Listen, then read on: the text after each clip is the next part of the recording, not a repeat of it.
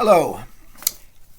It's appropriate that you will be seeing this lecture, I think, on Groundhog Day, because I feel as if we have all been somehow in the movie Groundhog Day for the past 11 months in an endless cycle of sameness. I hope that will end soon. I hope that we actually will have a chance to meet in person. But until then, let us begin with an introduction to tragedy, which we will be exploring throughout the semester. Now, as the one-word title of this text and context course indicates, we'll be devoting the entire semester to the study of a single type of literature, tragedy. We tend to use that word quite freely today to refer to catastrophic events of all kinds. We speak of a tragic explosion or a tragic car crash, for example. But as a literary term, tragedy has a much more precise and time-honored meaning. It refers to a genre, that is, a specific type of literary production. In this case, tragedy refers to a type of drama that originated in ancient Greece and that after 2.5 millennia continues to be written even today. It's true that novels and short stories may also describe tragic events, but strictly speaking, only tragic plays belong to the genre that we refer to as tragedy. During the semester, the 14 plays we'll be studying will allow us to trace the development of tragedy from the 5th century BC in Athens to the late 20th century.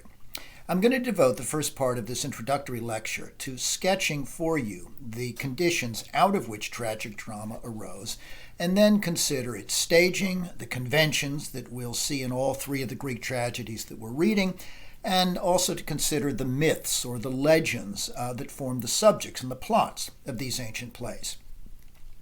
Tragedy first arose in Athens, in Greece, over 4 centuries before the birth of Christ. It was at a time when that city-state enjoyed enormous political power and a cultural sophistication unrivaled by any other of the Greek city-states, including the militaristic Sparta, which was Athens' longtime enemy. Drama, both tragic and comic, began in Athens at an annual religious celebration held in late March called the City of Dionysia, which honored the god Dionysus, who, as you may know, was the patron of wine and drunkenness, but also the god of music and artistic expression. Dionysius was also the god of rebirth, of life coming out of death, because in the myths associated with Dionysius, he's torn to pieces and then rejuvenated.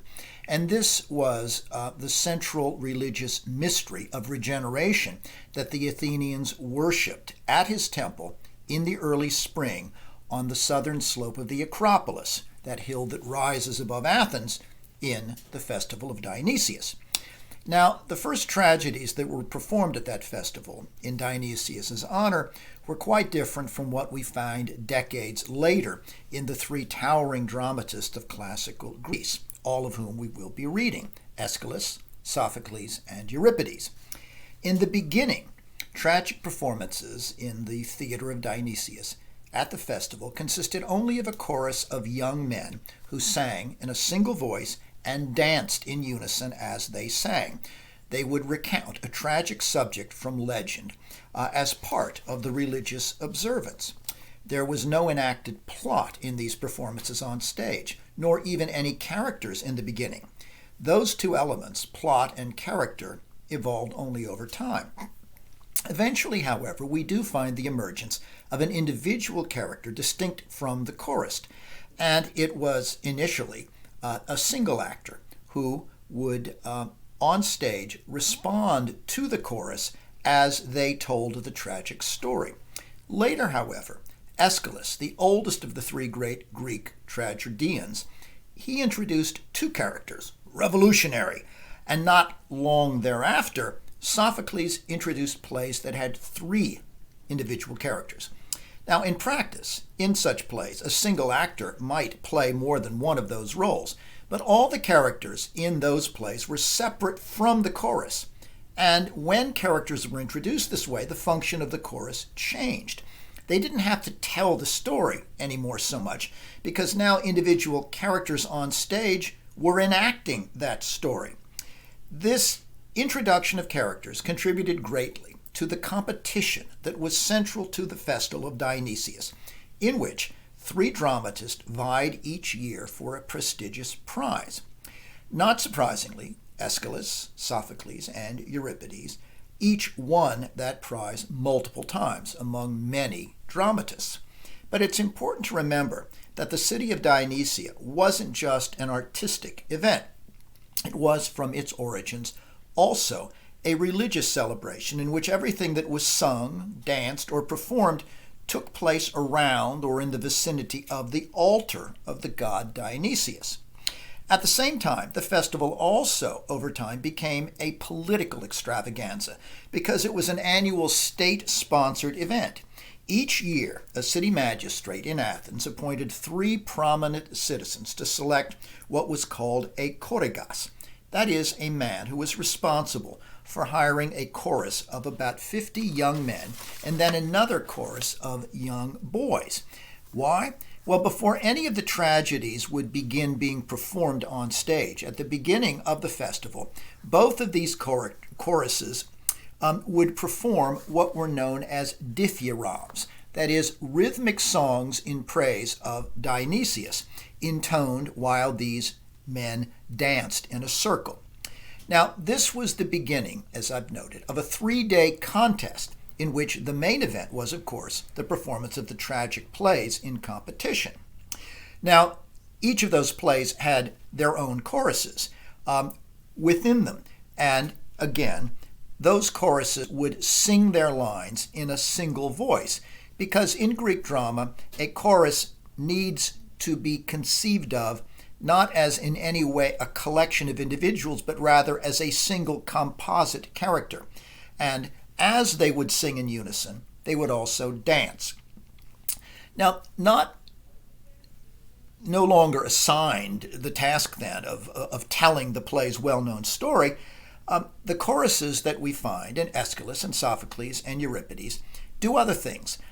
They provide background information, they reflect on the action, and they often advise and sympathize with the tragic protagonist. Now, at this time, the prominent citizens of Athens were divided socially and politically into tribes or castes, and the men in any particular tragic chorus were all members of the same tribe or sect within the city. And as a result, there was a considerable investment of civic pride and social status at stake in these contests, quite beyond the literary ambitions of the competing playwrights and beyond the religious function of the festival itself. The tragedies staged under these conditions in ancient Greece reached their apex of brilliance in the mid-5th century BC, when all 3 of the great tragedians that I've mentioned and that we'll be reading were competing simultaneously at the city of Dionysia festivities, along with many other playwrights. Aeschylus' Agamemnon, Sophocles' Electra, and Euripides' Medea were all written and staged during this period of sustained brilliance. And in accordance with prevailing practice, these dramatists not only composed their plays, but they also directed and performed in them. Within the rules of the festival, each year 3 playwrights were chosen, as I've noted, to compete. And each of those playwrights was required to write and produce not just a single tragic play, but a tragic trilogy, that is, 3 plays. And the most famous instance of this is Aeschylus' Oresteia, of which the play Agamemnon that we're reading is the first of the 3 in that trilogy. Agamemnon is followed by libation bearers and then the Eumenides, which continue the story of death and suffering within the house of Atreus. Sometimes the 3 tragedies written by a Greek tragedian would be part of a single continuing story, as is the case with the Oresteia by Aeschylus. But other times the 3 tragedies in the trilogy competition would be completely unrelated to one another. Well, one play from each of the 3 competing dramatists' tragic trilogies was performed in a given day, so that the audience would see then 3 of them. The audience would watch 3 trilogies in competition over the course of 3 days. And then, after that, the tragedy cycle was followed by what was known as a satyr play, something that each of the competing tragedians also had to write. A satyr play is named for the comic goat-man hybrid in classical mythology, and it was indeed fitting because these were slapstick performances. Actors would dress up as satyrs and behave irreverently, sometimes even mocking the gods. One assumes that after 3 days of agonizing tragic drama, the audience sitting at the amphitheater was in need of this kind of comic relief. If you look over the titles of the plays on one of the printouts that I sent you, you'll note that the plays often clearly treat the same characters and the same stories, and that's because they're all drawn from the same source, from Greek mythology, or perhaps what the ancient Athenians might have regarded as some version of their cultural past. Many, but not all, of these myths or legends that form the subject of Greek tragedy are derived from Homer's epics, the Iliad and the Odyssey, which were composed and sung by Homer about 300 years before the Greek dramas that we're studying. These epic narratives, this storehouse of legends, include the story of Agamemnon, which we'll be turning to on Friday, his return to Argos, that we find in the first tragedy in Aeschylus' cycle. Put simply, the ancient Greek tragedians didn't invent the stories or plots or characters that we find in these plays. It simply wasn't done. Instead, they used what was given, the tales that had been passed down from their cultural past over centuries and across many generations. What makes great Greek tragedies distinctive then, moving, and complex is not the story itself, which a Greek audience would have known well before they ever sat down in the theater. No, what makes these plays moving and distinctive and complex is the playwright's interpretation of the familiar characters and events, the playwright's nuances of motivation as he reveals them in the characters, the psychological complexity and the ethical ambiguity that these playwrights find in these characters and stories. As a result, Aeschylus and Sophocles and Euripides produced very different dramatized interpretations of the same basic story, of the same characters, especially as we'll see, different interpretations of the story and characters that inform Aeschylus' Agamemnon, Sophocles' Electra, both of which concern the murder of King Agamemnon when he returns to Argos from the Trojan War and the repercussions of that killing, that murder of Agamemnon, on his children, Electra and Orestes, who mourn their father and pursue revenge against their mother, Clytemnestra, and their uncle Aegisthus. All three of the great tragedians wrote versions of Electra's story, and all three also produced versions of another figure from Homer's The Iliad, Philocrates, a famed Greek archer.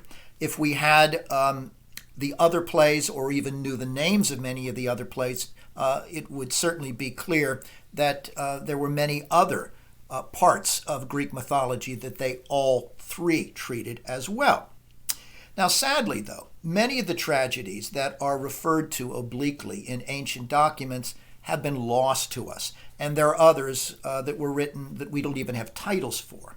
In fact, only a small percentage of the works that the great triumvirate of Greek tragedians produced still survive today.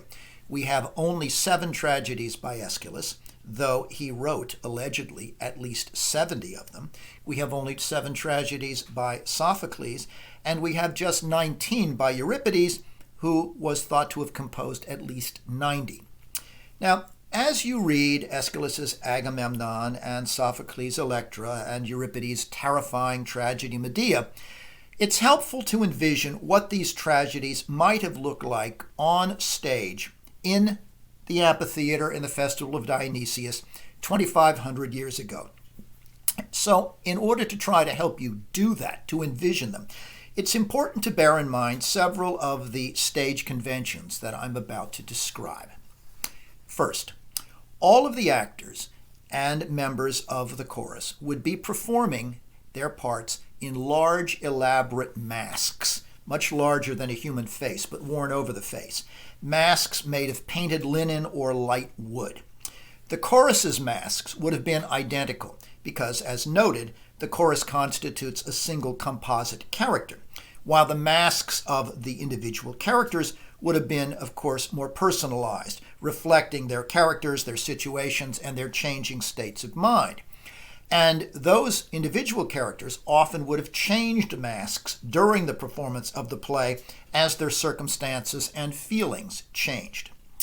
A second important convention of classical Greek tragedy to note is that all of the actors, both characters and chorus, would have been male, all of the performers, something that would indeed remain true, believe it or not, for nearly 2,000 years, all the way through the Elizabethan English stage where Shakespeare's plays were performed, and again, men only on stage. Now, it is true that Athens was a democracy, but clearly only to a point, and the dramatic performances reflected a decidedly patriarchal social structure that largely excluded women. Just as only men could act in the tragedies, so too only men were allowed to attend the performances in the theater of Dionysus. These men would sit proudly with members of their own city tribe and support the players and the chorus from their particular group. Now, this is ironic if you think of it, because if you look at the titles of some of the surviving plays, you'll note that almost a preponderance of these tragedies centrally concern the lives of women, including, for example, Sophocles' Electra and Euripides' Medea, all of which beg the question of how those female roles would have been enacted. Well, they were performed by young men whose voices were still high enough to suggest a female voice. Now, at times, Euripides, who is by far the most irreverent of the Greek tragedians, at times Euripides, in particular, plays with this convention of female impersonation by men on stage by slyly commenting on it in his plays, as for example in The Bacchae. In that play, a sexually repressed but curious king named Pentheus is persuaded to dress up as a female so that he can safely, he thinks, go out into the forest and watch a band of women in wild revelry there, all in this state of intoxicated celebration under the inspiration of the god Dionysus. Well, this foray ends badly for Pentheus as he is discovered and torn to pieces by these crazed, frantic Dionysian females. But for much of the play, we have a male actor, the king, Pentheus, preposterously pretending to be a female. And this seems to be Euripides' reminder that similarly all of the female parts were being enacted no less preposterously on stage by men, calling the audience's attention, in short, to the artificiality of the very convention. More than either Aeschylus or Sophocles, Euripides' plays are preoccupied, not surprisingly, if you think of it then, with the plight of women, from the Trojan queen Hecuba to Agamemnon's doomed daughter Iphigenia.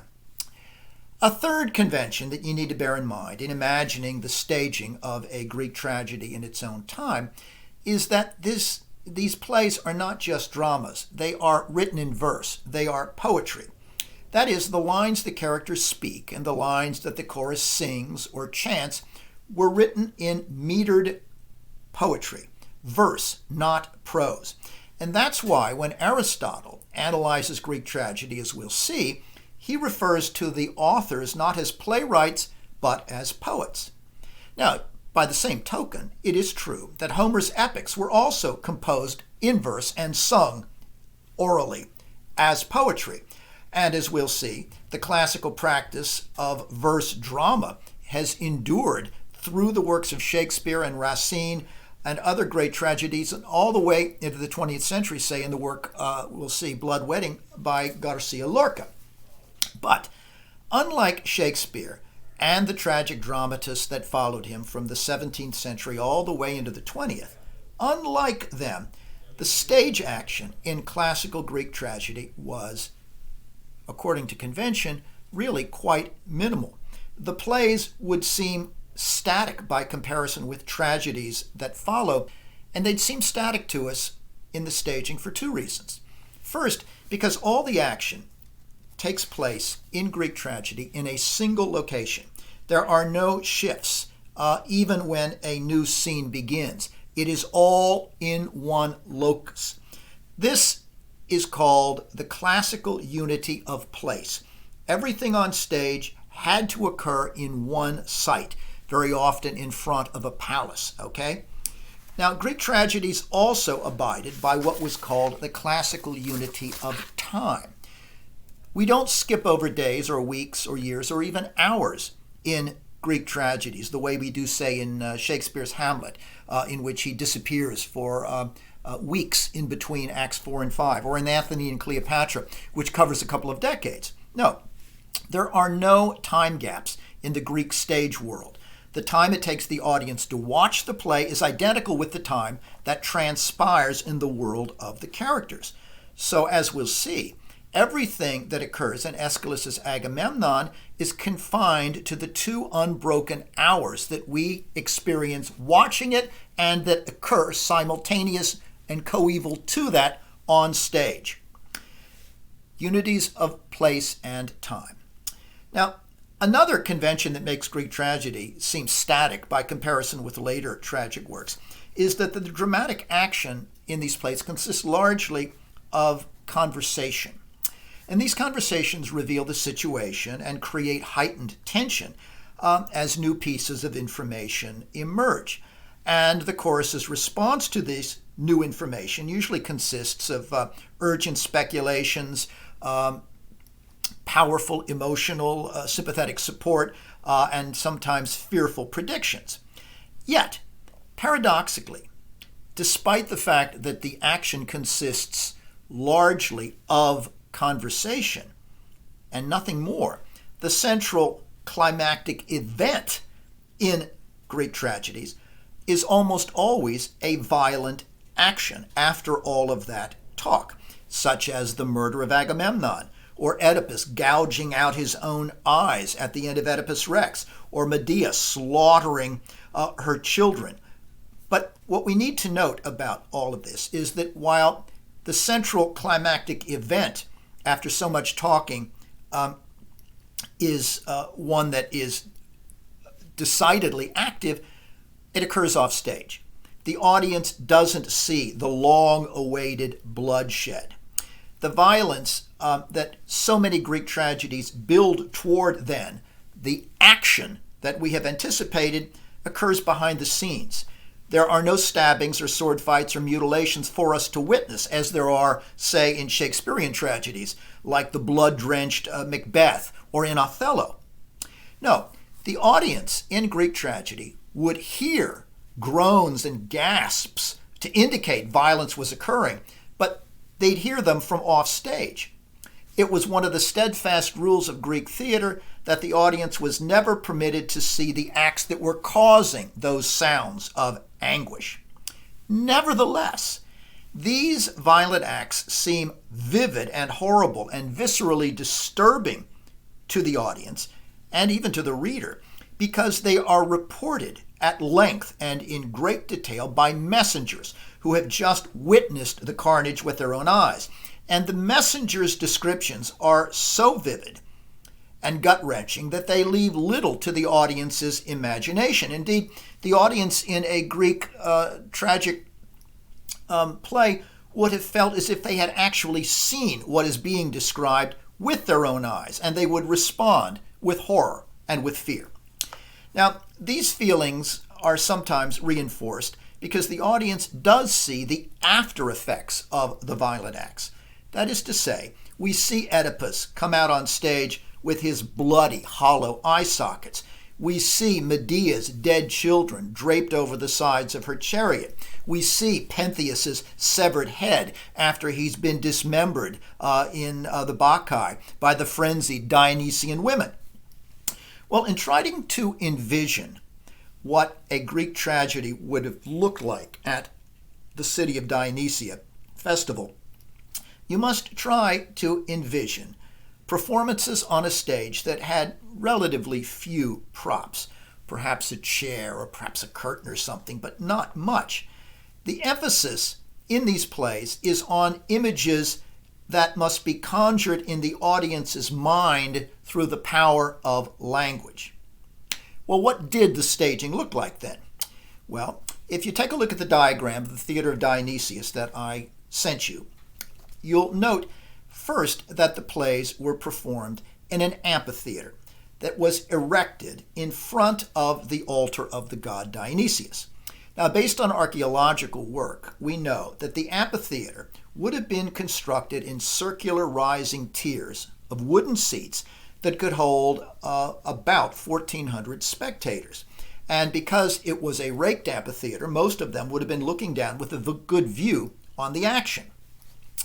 The actors and the chorus performed in the area surrounded by these circular tiers that was known as the orchestra, a word which in ancient original Greek meant dancing place, because it was there, in that area, where the chorus sang and danced its diarrhythms before the tragedies were staged.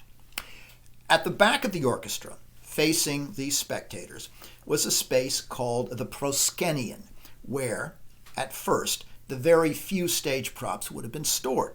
Essentially, this area became an elevated, eventually, it became an elevated platform, and that change gave rise to what we call a proscenium stage, okay? Our notion of a stage derives from the change that occurred in this area when it became elevated. But in the time of ancient Greece, it was not elevated. It was simply a place behind the orchestra where things were stored. But directly behind the proscenium was a low building made of wood or sometimes stone known as the skene. Originally, this structure, the skene, was used by characters to change their masks and costumes during the performance. But before long, dramatists found that they could use the facade and the doors of this small structure for dramatic purposes. Speeches were sometimes thought to be delivered from the roof of the skene, for example. And it was behind the skene that the imagined bloodshed was thought to occur, so that from behind the walls of this facade, shrieks would reach the audience's ears. And it was also a place that characters could use to make entrances and exits from behind and unseen, behind the skene, onto stage, sometimes in stunning ways. Now, note that there was one other resource that Greek tragedians had to create dramatic effects on stage, beyond the power of language and beyond the structures that I've described. And this was a crane-like device known as the Machina, or machine. It was used to raise and lower characters onto or off of the stage. And it was most famously employed, the Machina, to show gods descending to earth from above, usually descending over the roof of the skene into the orchestra area, and usually arriving to intervene in human affairs at some critical moment and to bring things to a resolution. This is what gave rise to the well-known term that we still use today, Deus ex machina, meaning the God in the machine. Now, in a figurative register, then, Deus ex machina has come to refer to any sudden, unexpected event in a play that resolves a situation. Well, to give you a clear idea of what a tragedy staged in ancient Greece might have looked like, I've attached with the email a link to the first half of a celebrated production of Aeschylus' Agamemnon that was mounted in London in 1983 and directed by the esteemed British director Peter Hall. You'll note that he uses a different translation than the one we're reading, a more informal one. Now, this staging tries to emulate the original conditions of ancient Greek drama by using masks both for the characters and the chorus, and by casting men in the parts of women, most importantly, Clytemnestra, You'll note that the chorus sometimes chants and sings in a single voice, but at other times different members of this group intone lines, but even then those lines are meant to come from the chorus as a whole.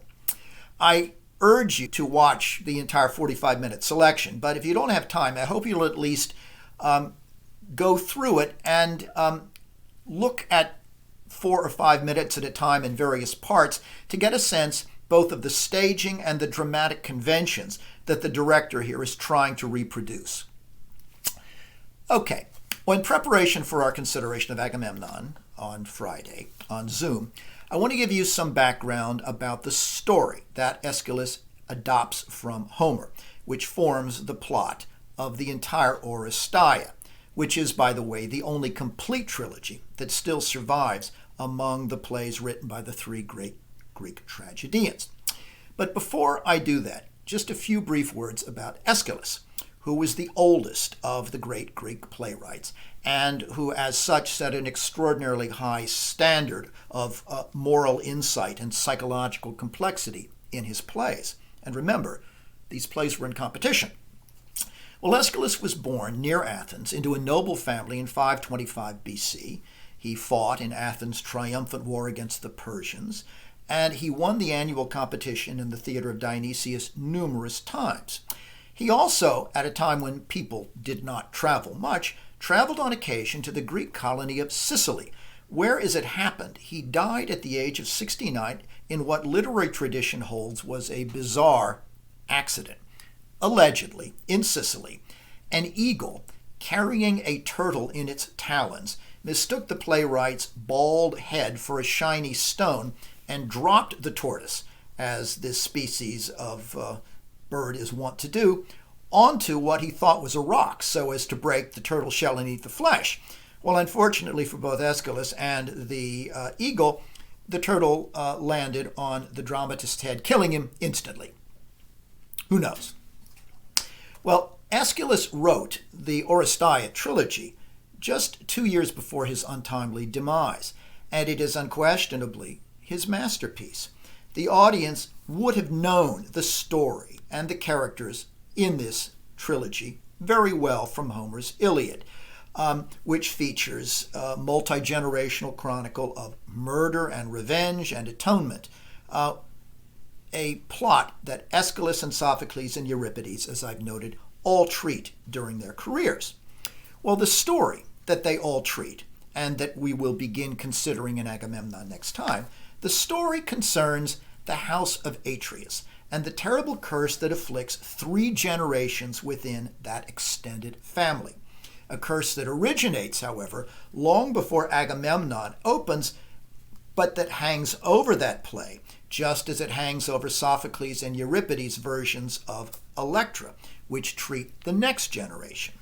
Here's what you need to know by way of background. Agamemnon's grandfather, Peleus, was the king of the Greek state of Argos, and Peleus had 2 sons, Atreus, the older, and Thyestes.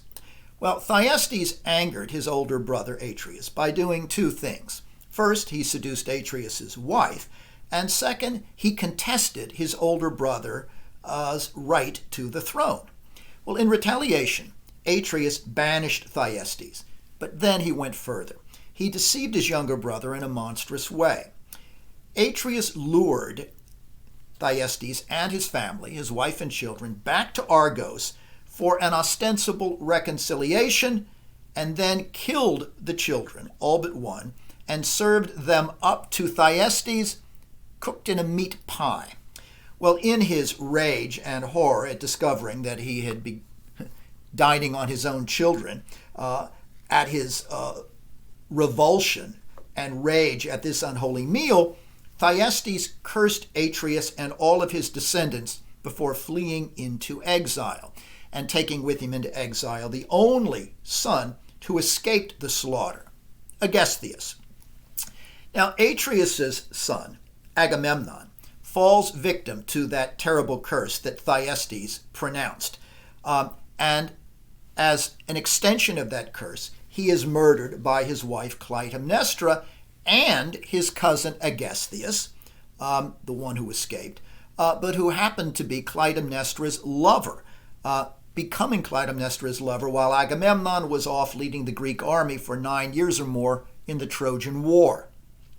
Agamemnon's children will also inherit the curse just as Agamemnon did, especially Agamemnon's son Orestes, who is the focus of both the second and third parts of the Oresteia, libation bearers and the Eumenides.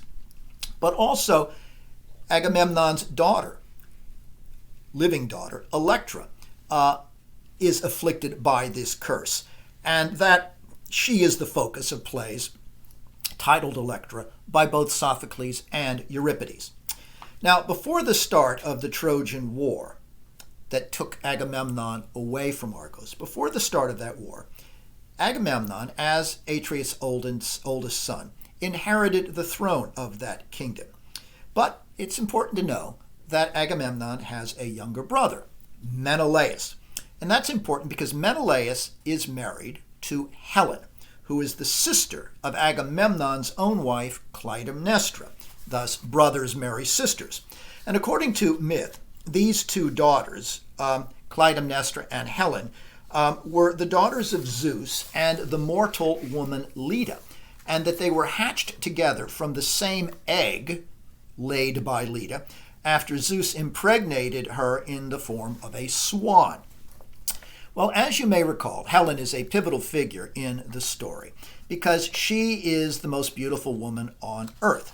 And the goddess Aphrodite, the goddess of love, gives her to the Trojan prince Paris when Paris favors Aphrodite over her rivals Athena and Hera in a kind of Mount Olympus beauty pageant. Unfortunately, however, the most beautiful in the woman, Helen, isn't free. No, she's married to Menelaus. So, with Aphrodite's help, Paris abducts her from Argos. In fact, he abducts her while he is the guest of Menelaus, which is really bad form, and Paris takes her across the sea, across the Aegean, to Troy, much to her husband Menelaus's outrage and much to the indignation of Menelaus's brother Agamemnon. Together, these two brothers summon warriors from all of the other Greek cities and prepare to sail to Troy.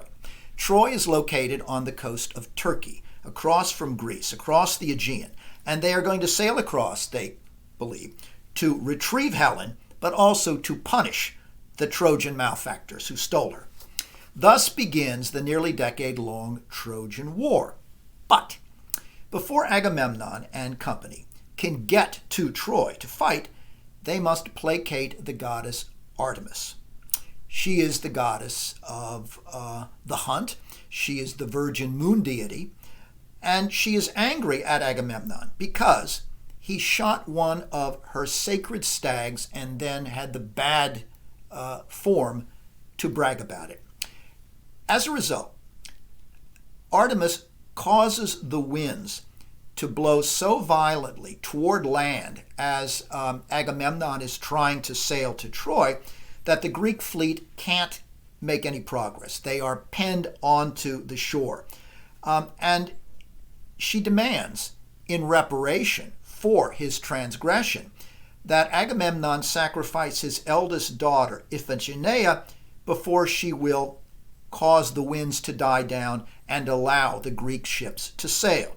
Essentially, you have killed one of my animal children, now you must sacrifice your own oldest daughter in reparation. Well, Agamemnon does sacrifice Iphigenia, very much against Clytemnestra's wishes, which is hardly a surprise. And so, if you think of it, the legacy of children killed barbarically within the house of Atreus continues. This killing of Iphigenia harkens back to the slaughter of Thyestes' children, which led him to pronounce a curse. Now, as I'm sure you probably all recall, the Trojan War ended only when the Greeks, using an idea, a tricky idea advanced by Odysseus, deceived the Trojans. They build a huge wooden horse on wheels and present it as a peace offering outside the Trojan gates and pretend to sail away, while in fact many of their warriors are inside this horse. When the besieged Trojans, after nearly a decade of war and starvation, joyfully see this, they wheel the horse into the city, thinking it is a peace offering. And as they drink and celebrate, they fall asleep, and in the dead of night, the Greek warriors, hiding inside, come out, slaughter the royal family, sack and burn Troy. That will have repercussions as well. Well, Agamemnon, as commander of the Greek army, is hailed as a hero, and he expects to be greeted as a hero when he returns to Argos immediately after his victory.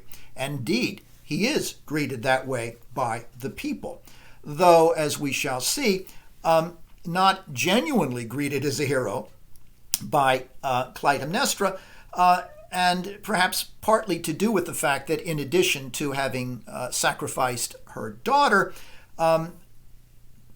Clytemnestra also notes that as part of the spoils of Troy, Agamemnon has brought with him as his mistress, though an unwilling mistress, the Trojan princess and prophetess Cassandra. She's in tow when he gets back.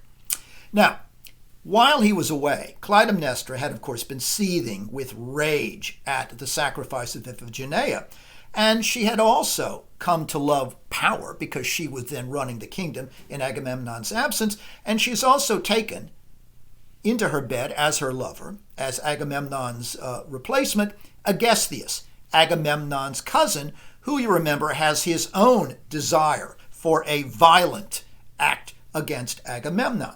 Aeschylus has inherited his father Thyestes' hatred of the Atreus side of the family. He wants to avenge his father Thyestes and avenge his murdered siblings. And to do so, he wants to kill Agamemnon. In short, Thyestes wants to enact his father's curse against the royal house of Atreus. So even before we get then to the plays that concern the third generation, Agamemnon's children, Orestes and Electra, even before that, we see already in Aeschylus' Agamemnon the legacy of revenge and violence, which is transmitted from the first generation of Atreus and Thyestes to the second generation of Agamemnon and Aeschylus. Both together and individually, Clytemnestra and Aeschylus then have various reasons for wanting to kill Agamemnon when he returns. But one of the things we're going to see is that Aeschylus and Sophocles and Euripides interpret those motives quite differently, stressing particular motives more than others. Now, in the second part of the Oresteia, Libation Bearers, Orestes returns under what he feels is a terrible obligation to avenge the death of his father Agamemnon, to avenge that death both for himself and also at the urging of his sister Electra, who's obsessed with mourning her dead father, whom she loved perhaps a bit too much. Thus the origin of the term in psychiatry known as the Electra complex, referring to a daughter's overweening devotion to her father. Well, the Libation Bearers, the second part of the Oresteia, concerns Orestes' agonizing moral struggle when he returns to Argos. He feels that both divine and familial justice require that he kill his mother to avenge his dead father, but he knows that matricide is so unnatural, such a crime against blood, that in enacting it he will be haunted afterward with guilt and be punished by the gods, as indeed he is in the third part of Aeschylus' Oresteia, which is called Eumenides. Both divine justice and psychological need require that Orestes be tormented by winged harpies called the Furies. In one sense, in that play, these Furies are actual supernatural entities sent by the gods to punish Orestes for matricide.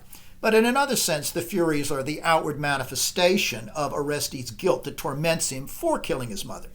Well, in this terrible state, Orestes appeals to Apollo at the oracle at Delphi, but that god of reason and prophecy says he can purify Orestes' blood guilt, but he can't remove the Furies. Only the goddess Athena can do that. And when Orestes then appeals to Athena, she appoints a group of humans, of men, to judge Orestes for the killing of his mother.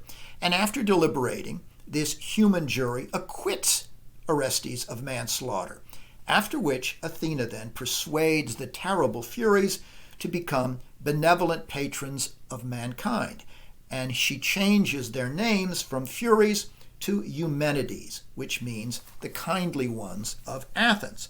So, from beginning to end then, Aeschylus's tragic trilogy, the Oresteia, as a whole, ends with peace and reconciliation, ends with the restoration of order and reason, law and civility, things that the ancient Athenians valued and that seem especially valuable and desirable within the trilogy after the lawless brutality and barbarism that marks Agamemnon, as well as Sophocles and Euripides' Electra plays.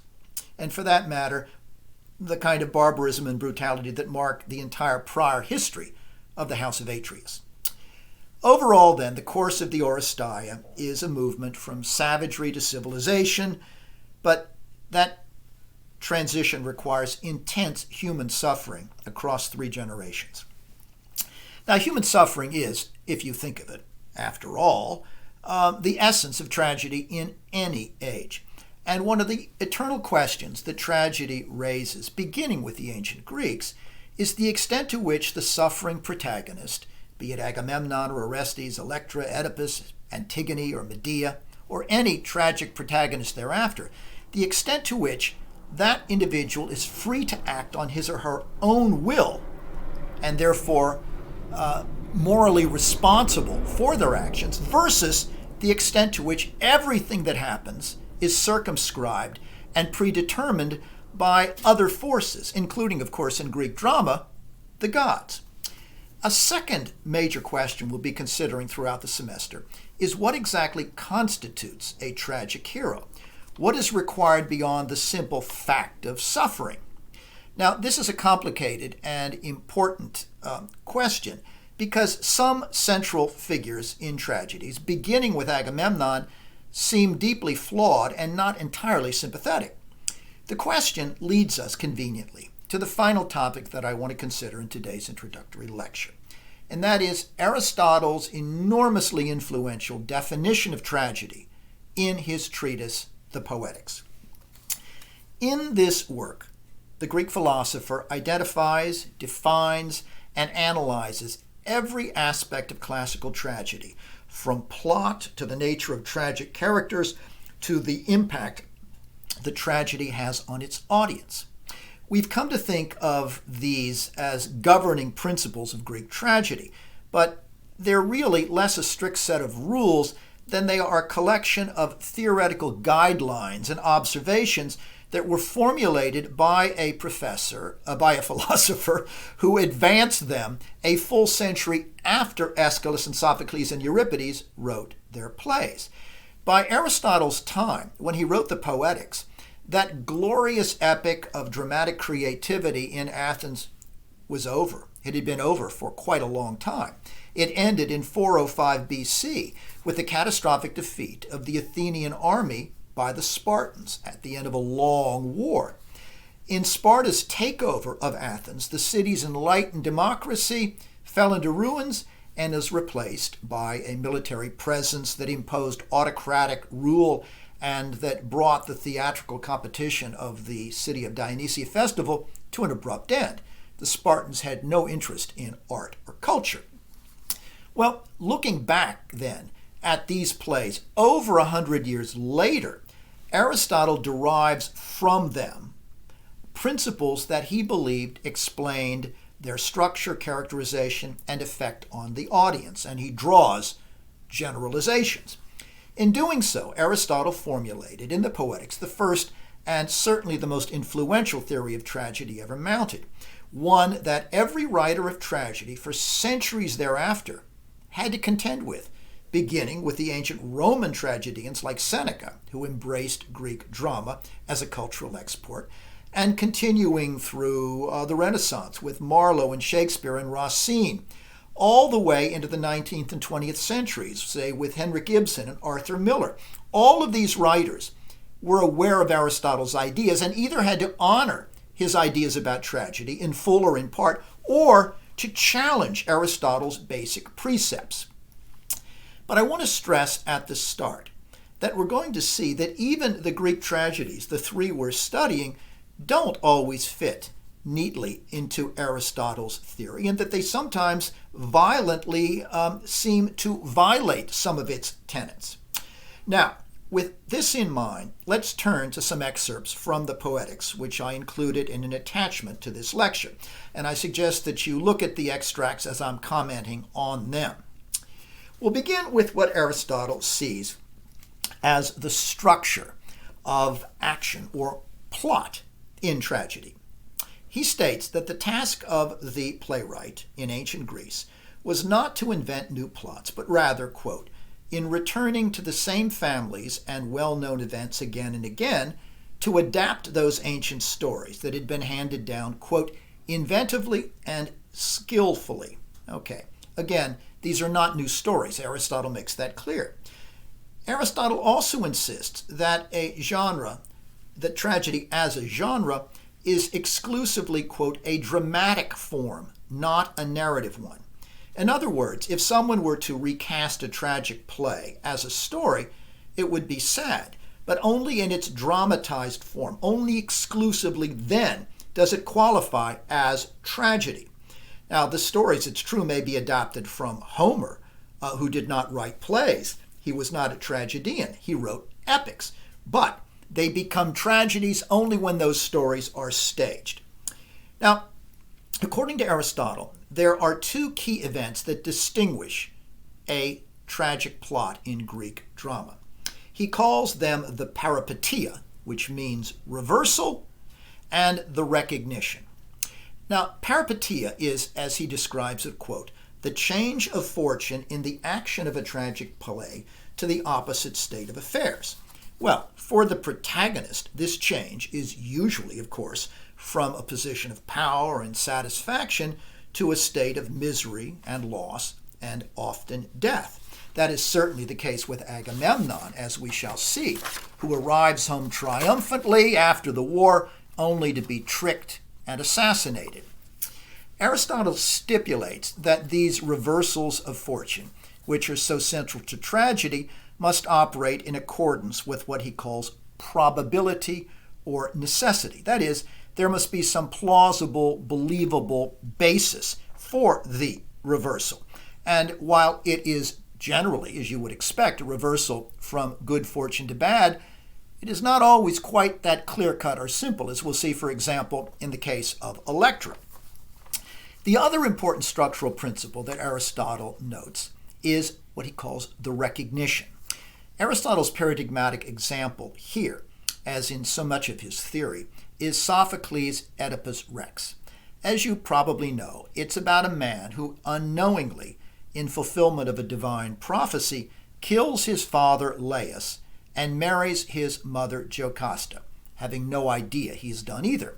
His discovery that he has inadvertently committed patricide and incest is the ultimate moment of terrible recognition in Greek tragedy, according to Aristotle, the moment of terrible self-discovery that Aristotle says is essential in all tragic plots. Aristotle describes recognition as, quote, a change from ignorance to knowledge. One, he says, that often involves the disclosure of close blood ties, as it certainly does in Oedipus's discovery of what he's done with his parents. Well, the protagonist comes to this recognition, this discovery, Aristotle says. But it is also true that sometimes this recognition can befall other characters, as we see, for example, in Electra, when Clytemnestra discovers that the stranger who has arrived and she thinks is a messenger is in fact actually her vengeful son Orestes, who she thought was safely dead. Aristotle writes that the most dramatically effective recognitions are those that carry what he calls the emotional shock of surprise, okay? And certainly in the case of Oedipus and in the case of Agamemnon, we will find a sense of surprise, of shock. Now, the most famous and controversial part of Aristotle's tragic theory concerns his description of the type of character necessary for tragic heroism. First, he says such a character as a tragic hero must be an illustrious individual, a person of, quote, great repute, the kind that we'll encounter in the plays we're reading, figures who derive from great families of social magnitude, in short, kings and queens, princes, generals, individuals whose fate has an impact on the life of the entire society around them. Thus, their tragic magnitude ripples out onto the body politic, if you will. And this is something we find even in Shakespeare.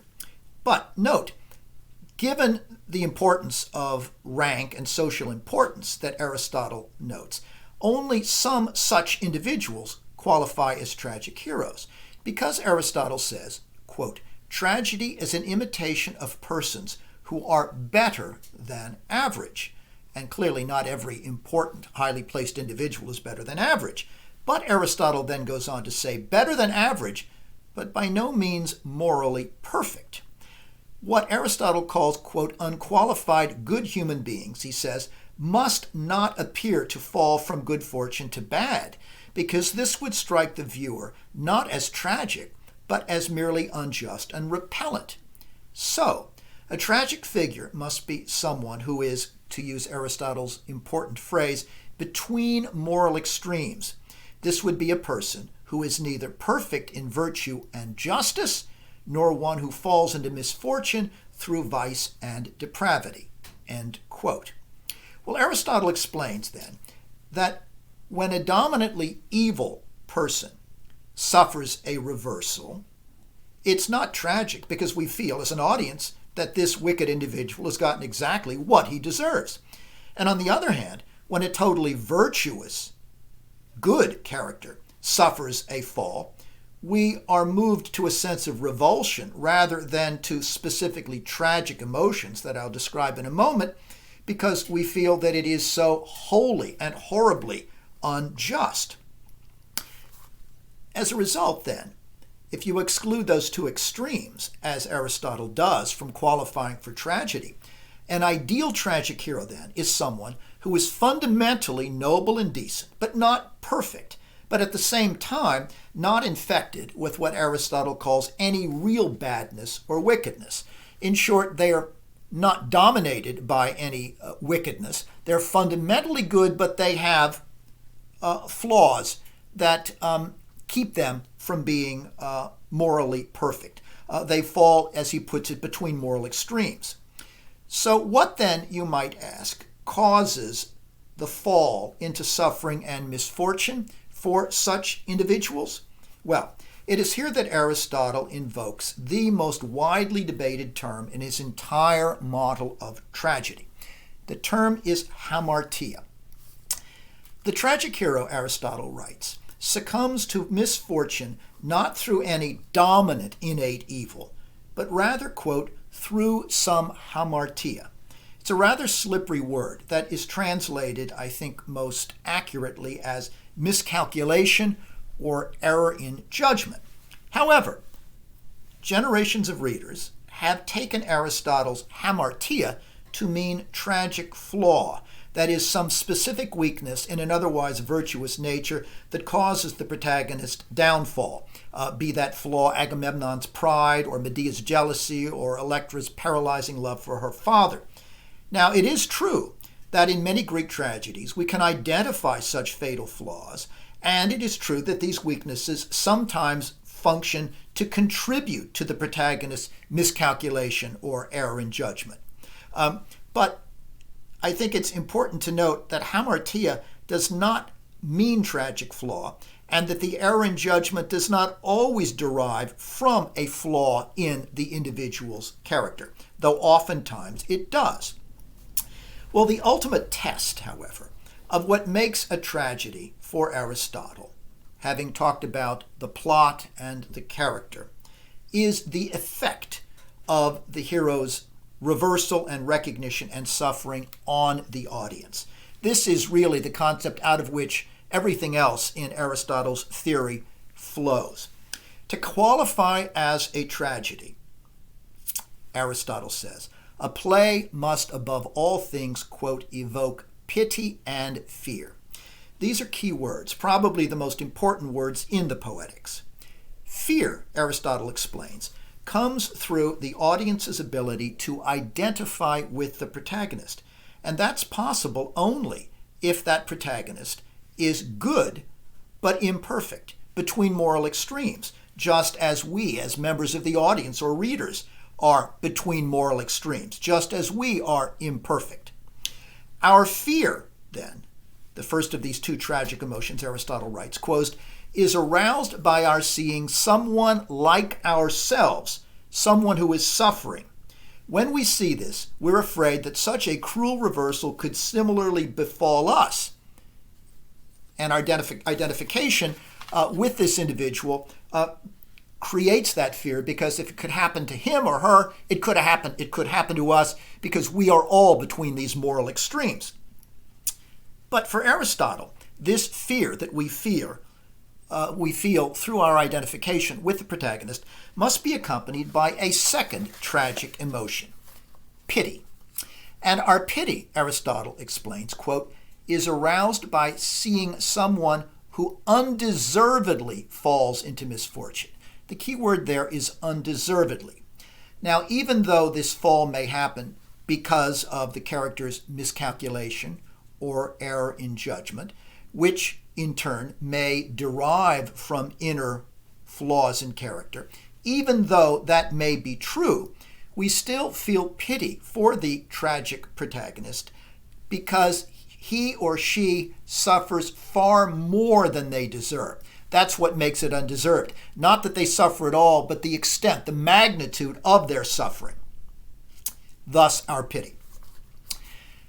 The last key term that we'll need to consider in Aristotle's theory, and it is a theory which we'll be coming back to again and again throughout the course of the semester, the last important term describes the result of our experience of pity and fear as we watch or read the play. Aristotle writes, quote, through the representation of pitiable and fearful incidents, the audience experiences what he calls catharsis. And by catharsis, Aristotle means a psychic and emotional purgation, a cleansing through our strong sympathetic engagement with and identification with the intense suffering of the tragic figure. As a result of this identification, the experience of watching tragedy, then, is ultimately psychotherapeutic, beneficial to the audience as a purgation. So beneficial, in fact, that Aristotle refers to the feeling of, quote, pleasure that comes from watching and responding to a tragedy that enlists our pity and fear.